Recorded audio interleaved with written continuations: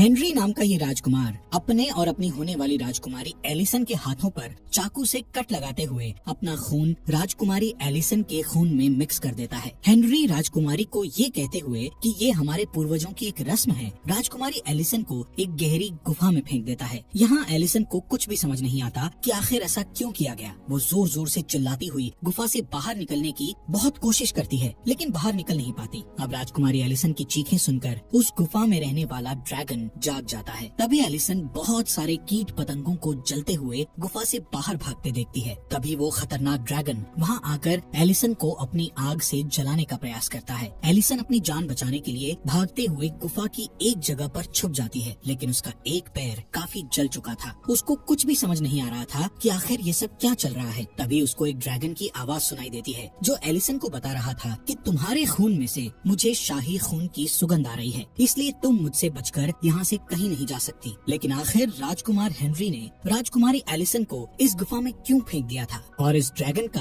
आखिर क्या राज है, और क्या एलिसन इस खतरनाक ड्रैगन से बचकर इस गुफा से बाहर निकल पाएगी या नहीं। चलिए जानते हैं दोस्तों। तो कहानी की शुरुआत में हम औरिया राज्य के राजा को देखते हैं, जो कि अपने सैनिकों के साथ एक ड्रैगन का पीछा कर रहा होता है। दरअसल राजा उस ड्रैगन को मारने जा रहा था, क्योंकि उसकी प्रजा को उस ड्रैगन से खतरा था। अब राजा अपने सैनिकों के साथ उस ड्रैगन की गुफा में पहुंच जाता है। तभी वहां ड्रैगन आ जाता है और अपने मुंह से आग निकालकर राजा के कुछ सैनिकों को मार डालता है, जिसके बाद वो एक एक करके सभी सैनिकों को पकड़कर उन्हें मारने लगता है। ये देखकर राजा बहुत डर जाता है और उस ड्रैगन के सामने अपने घुटने टेक कर उससे अपनी जान की भीख मांगने लगता है। यहाँ से सीन शिफ्ट होता है और हमें कई सदियों बाद का सीन दिखाया जाता है, जहाँ हम एक छोटे से राज्य की राजकुमारी एलिसन को देखते हैं। यहाँ एलिसन जंगल में लकड़ी काट रही होती है और उसके साथ उसकी छोटी बहन फ्लोरिया भी होती है। यहाँ एलिसन की बातों से पता चलता है कि उनके राज्य में खजाना खत्म हो चुका है, जिस वजह से उनकी प्रजा भूख से मर रही है। साथ ही सर्दियाँ भी आने वाली है, इसलिए उन्हें अपनी प्रजा के लिए खाने का इंतजाम करके रखना होगा। खैर, लकड़ियाँ काटते समय एलिसन की नजर एक शाही गाड़ी पर जाती है, जो कि उनके महल की ओर जा रही थी। इसके बाद एलिसन और फ्लोरिया भी अपने महल के लिए निकल जाती हैं। यहाँ राज्य में कई सारे लोग खाने की कमी और गरीबी के कारण राज्य को छोड़कर जा रहे होते हैं। अब एलिसन अपने लकड़ियों वाले बैग को एक दुकानदार के हवाले करते हुए उन लकड़ियों को प्रजा में बांटने को कहती है, जिसके बाद वो अपने पिता हेक्टर के पास जाती है, जो कि इस छोटे से राज्य के राजा थे। यहाँ एलिसन एक औरत को भी देखती है, जो कि उसके पिता और माँ से कुछ बात कर रही थी। दरअसल ये वही औरत थी जो शाही गाड़ी से महल के अंदर आई थी। वो औरत एलिसन को देखकर बहुत खुश होती है और उसकी खूबसूरती की तारीफ करती है, जिसके बाद वो राजा हेक्टर को एक लेटर देती है और उनसे कहती है कि मुझे तुम्हारे फैसले का इंतजार रहेगा। ये कहकर वो औरत वहाँ से चली जाती है। जब हेक्टर उस लेटर को खोलता है तो वो बहुत खुश हो जाता है। तभी एलिसन अपने पिता से उस लेटर के बारे में पूछती है, जिस पर हेक्टर कहता है कि इस लेटर में लिखा है कि औरिया राज्य का राजकुमार तुमसे शादी करना चाहता है। ये सुनकर एलिसन चौंक जाती है। इसके अलावा हेक्टर बताता है कि औरिया राज्य इस शादी के बदले उनके राज्य को पैसा देने वाला है, जिससे उनके राज्य के हालात सुधर जाएंगे। जिस पर एलिसन अपने पिता से कहती है कि शादी उसी से करनी चाहिए जिससे हमें प्यार हो। इस बात पर हेक्टर उसे समझाते हुए कहता है कि अगर तुम औरिया राज्य की राजकुमारी बन गई तो तुम अपनी माँ की तरह पूरी दुनिया घूम सकती हो। यहाँ हमें पता चलता है कि हेक्टर की पहली पत्नी की डेथ हो गई है और अब वो अपनी दूसरी पत्नी हेलन के साथ रहता है। पर हेलन कभी भी एलिसन और फ्लोरिया को महसूस नहीं होने देती थी कि वो उनकी सौतेली माँ है।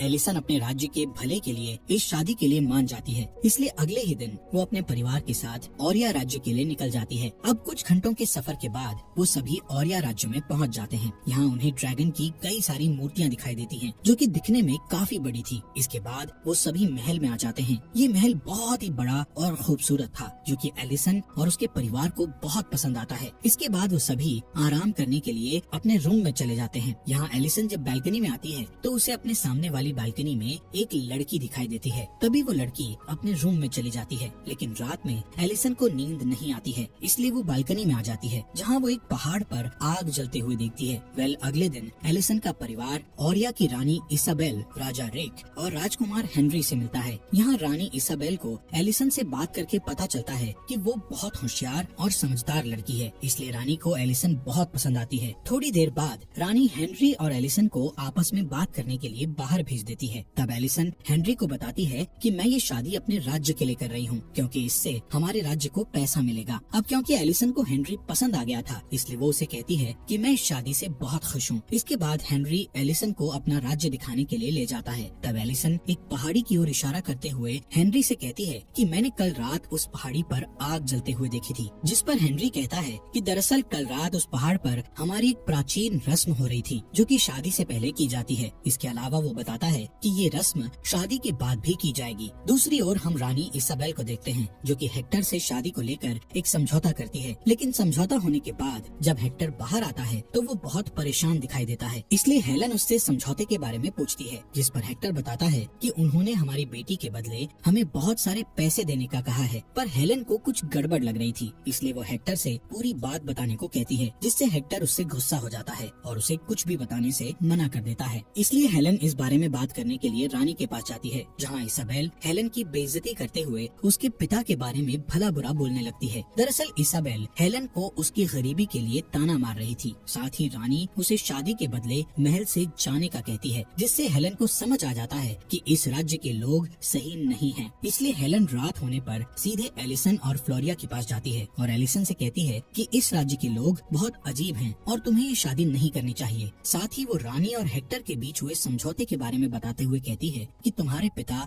समझौते के बाद से बहुत दुखी लग रहे थे और उन्होंने मुझे कुछ बताया भी नहीं। जिस पर एलिसन कहती है कि आप इस बारे में कुछ ज्यादा ही सोच रही हो। इसी बीच वहाँ हेक्टर आ जाता है जो कि हेलन को आराम करने का कहकर वहाँ से ले जाता है। अब अगले दिन एलिसन और हेनरी की शादी हो जाती है और उसे ओरिया राज्य की राजकुमारी बना दिया जाता है। इसके बाद एलिसन अपने परिवार से आखिरी बार मिलती है क्योंकि उसका परिवार अब अपने घर लौटने वाला था। खैर अब हेनरी और एलिसन शाही रस्म को पूरा करने के लिए पहाड़ पर जाते हैं। इस पहाड़ी में एक गुफा भी थी। यहाँ शाही परिवार के सभी लोग अजीब से मास्क पहनकर खड़े हुए थे और वो सभी हेनरी और एलिसन का इंतजार कर रहे थे। यहाँ रानी इसाबेल भी थी जो उन दोनों का स्वागत करते हुए एलिसन से कहती है कि हमें हमारे राज्य को बचाने के लिए ये रस्म करना पड़ता है। साथ ही वो बताती है कि हमारे पूर्वज को पता चला था कि यहाँ एक मॉन्स्टर रहता है जो कि हमारे लोगों को खा जाता है, इसलिए हमारे पूर्वज राजा उससे बदला लेने के लिए इस गुफा में आए थे। लेकिन उस मॉन्स्टर ने राजा के सभी सैनिकों को मार दिया, जिससे राजा उस मॉन्स्टर से डर गए थे और उन्होंने अपनी जान बचाने के लिए उस मॉन्स्टर से एक सौदा किया। इस सौदे में मॉन्स्टर ने राजा से उनकी 3 बेटियों को मांगा था, जिसके लिए राजा मान गया और तब से ही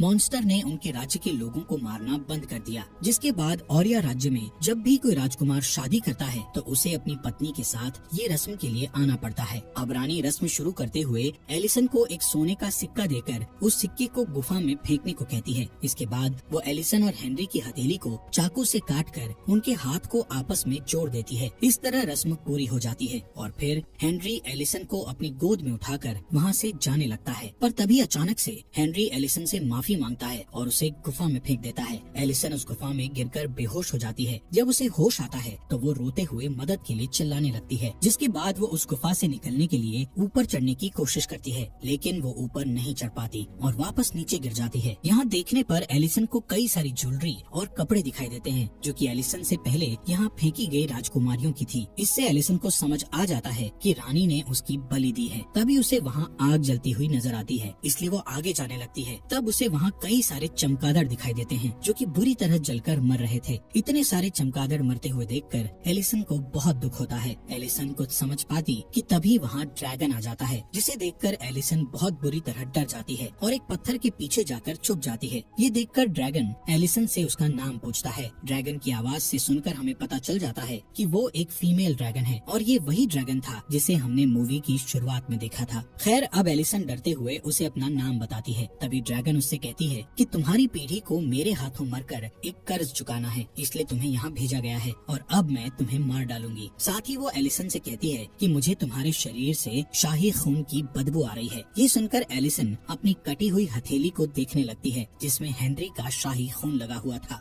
एलिसन उस ड्रैगन से डरकर भागने लगती है। तब ड्रैगन एलिसन के ऊपर आग से हमला करती है, लेकिन एलिसन किसी तरह एक गुफा में घुसकर आग से बच जाती है। यहाँ एलिसन को एक लड़की की लाश मिलती है। ये लड़की कोई और नहीं बल्कि वही लड़की थी जिसे एलिसन ने महल की बालकनी में देखा था, यानी कि हेनरी ने एलिसन से पहले उस लड़की से शादी की थी और फिर उसकी बलि दे दी गई। खैर अब ड्रैगन भी उस गुफा में आ जाती है और आग से हमला करने लगती है, इसलिए एलिसन वहाँ से भी भाग जाती है। लेकिन इस बीच उसका पैर आग से बुरी तरह जल जाता है। एलिसन जल्दी से अपने कपड़ों को फाड़कर अपने जले हुए घाव को बांध लेती है, जिसके बाद वो अपने लॉकेट में एक जलता हुआ कोयला रखकर उसके उजाले से गुफा के बाहर निकलने का रास्ता ढूंढने लगती है, जहाँ उसे एक बहुत ही पतला रास्ता दिखाई देता है। इसलिए वो उस रास्ते से आगे बढ़ती है, लेकिन उस रास्ते से आगे जाने पर वो एक गहरी खाई में गिर जाती है, जिससे वो बहुत बुरी तरह घायल हो जाती है। फिर भी किसी तरह हिम्मत करके वो खड़ी हो जाती है। यहाँ उसे अपने सामने नीले रंग की लाइट दिखाई देती है और वहाँ एक रास्ता भी होता है, लेकिन उस रास्ते के बीच एक खाई थी।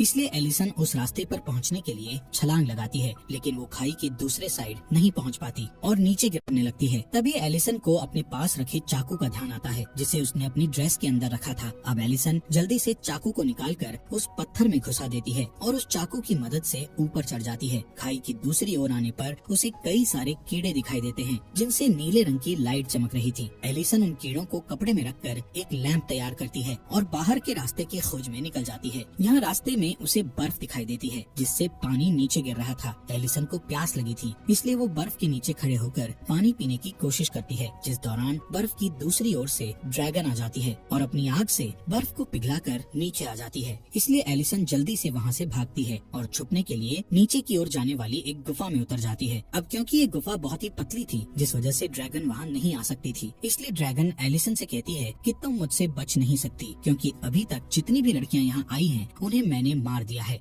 इसके बाद एलिसन इस गुफा की दूसरी ओर आ जाती है, जहाँ उसे एक दीवार पर कई सारी लड़कियों के नाम दिखाई देते हैं। साथ ही दीवार पर लिखा हुआ था कि तुम यहाँ ड्रैगन से सुरक्षित हो। यहाँ एलिसन समझ जाती है कि इसके अलावा रानी ने पहले भी कई लड़कियों की बलि दी थी। अब एलिसन की दर्द के कारण आंख लग जाती है, जिस दौरान उसे उन लड़कियों के सपने आते हैं जिनके नाम दीवार पर लिखे हुए थे। इसलिए वो डरकर जाग जाती है और देखती है कि नीले रंग वाले कीड़े उसके घाव पर बैठे हुए हैं। इसलिए वो जल्दी से उन्हें अपने घाव से हटाने लगती है। तभी वो देखती है कि उन कीड़ों की वजह से उसके पैर का घाव ठीक हो गया है। इसके बाद वो इन कीड़ों की मदद से अपने हाथ पर घाव भी ठीक कर लेती है और उन कीड़ों को वापस कपड़े में रखकर आसपास देखने लगती है। यहाँ उसे दीवार पर एक नक्शा दिखाई देता है, जो कि किसी लड़की ने बनाया हुआ था। खैर, अब एलिसन इस नक्शे को अच्छे से पढ़ती है और नक्शे के बताए हुए रास्ते से आगे बढ़ने लगती है, जहाँ थोड़ी दूर जाने पर उसे सूरज की रोशनी दिखाई देती है। लेकिन उस रोशनी तक पहुँचने के लिए उसे नुकीले क्रिस्टल से बनी हुई गुफा को पार करके ऊपर चढ़ना था। तभी एलिसन को वहाँ विक्टोरिया नाम की राजकुमारी का क्राउन मिलता है, इसलिए एलिसन उस क्राउन की मदद से ऊपर चढ़ने लगती है। तभी ड्रैगन वहाँ आ जाती है और नीचे से एलिसन को देखने लगती है। इसी बीच एक क्रिस्टल टूट जाता है, जिससे एलिसन नीचे गिरने लगती है, पर किसी तरह वो खुद को संभाल लेती है और वापस ऊपर चढ़ जाती है।